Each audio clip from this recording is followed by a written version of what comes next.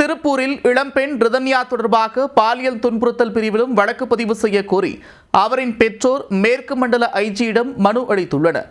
வழக்கை துரிதப்படுத்த தனி விசாரணை அதிகாரியை நியமிக்கவும் கேட்டுக்கொண்டதன் பின்னணி என்ன?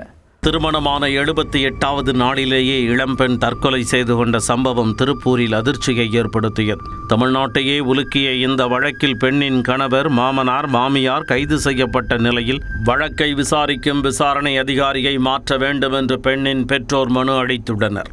கணவர் குடும்பத்தினர் மீது தொடர்ந்து அடுக்கடுக்காக குற்றம் சுமத்தியுள்ளனர். நடந்தது என்ன?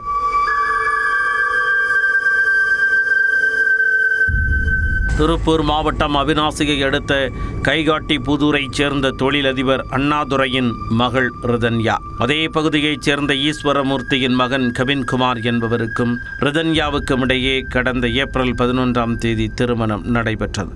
திருமணம் நடைபெற்று 2.5 மாதங்களே ஆன நிலையில் கடந்த 28ஆம் தேதி ரிதன்யா வாட்ஸ்அப்பில் ஆடியோ வெளியிட்டுவிட்டு தற்கொலை செய்து கொண்டார். அதில் தனது விபரீத முடிவுக்கு கணவர் மற்றும் அவரின் குடும்பத்தினரே காரணம் என கூறியிருந்தார். அதன் அடிப்படையில் வழக்கு பதிவு செய்த சேவூர் போலீசார் பெண்ணின் கணவர் கவின்குமார், மாமனார் ஈஸ்வரமூர்த்தி, மாமியார் சித்ராதேவியை கைது செய்தனர். மேலும் தனது மகள் ரிதன்யாவை கணவர் குடும்பத்தினர் மன ரீதியாகவும் உடல் ரீதியாகவும் துன்புறுத்தியதாக பெற்றோர் பகிரங்கமாக குற்றம் சாட்டியிருந்தனர். ஆனால் தங்களது புகாரின் பேரில் போலீசார் உரிய வழக்குகளை பதிவு செய்யவில்லை என குற்றம் சாட்டியிருந்தனர். இந்நிலையில் விசாரணை தொய்வடைந்ததாக கூறி ரிதன்யாவின் தந்தை அண்ணாதுரை கோவையில் மேற்கு மண்டல ஐஜி செந்தில்குமாரிடம் புகார் மனுவை அளித்துள்ளார். அதில் தனது மகள் ரிதன்யாவை அவரது கணவர் கவின்குமார் தொடர்ந்து உடல் ரீதியாக துன்புறுத்தியதாக குற்றம் சாட்டியுள்ளார். கடந்த ஜூன் 25ஆம் தேதி தங்களது வீட்டிற்கு வந்த மகளை கணவர் குடும்பத்தினர் அழைத்தபோது அவர் அங்கு செல்ல மறுத்ததாக தெரிவித்துள்ளார். அது குறித்து தனது மகளிடம் கேட்டதற்கு கவின்குமார் தன்னை பாலியல் துஷ்பிரயோகத்திற்கு உட்படுத்தி வருவதாக கூறியதாக குறிப்பிட்டுள்ளார். தொடர்ந்து விருப்பத்திற்கு மாறாக கட்டாயப்படுத்தி பாலியல் துன்புறுத்தலுக்கு உள்ளாக்கியதுடன் இயற்கைக்கு மாறான இழிவான செயல்களில் ஈடுபட வற்புறுத்தியதாகவும் குற்றம் சாட்டியுள்ளார். கவின்குமாரின் அத்துமீறல் தொடர்பாக வெளியே சொன்னால் தற்கொலை செய்து கொள்வோம் என்று அவரின் பெற்றோர் மிரட்டியதாகவும் புகார் மனுவில் தெரிவிக்கப்பட்டுள்ளது.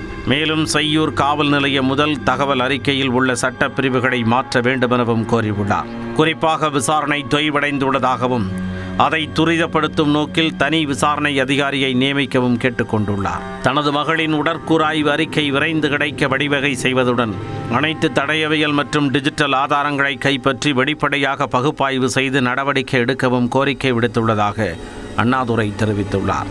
போஸ்ட்மார்ட்டம் ரிப்போர்ட் நடக்கிற போதே அவர் டிஎஸ்பி அவர்கள் எங்களுக்கு வாக்குறுதி கொடுத்து தான் உடலை நாங்கள் எடுத்துகிட்டு போய் அடக்கம் இது பண்ணோம். அப்போ என்னென்னா மூவரையும் கம்பல்சரி அரெஸ்ட் பண்ணுறேன்னு சொன்னார்.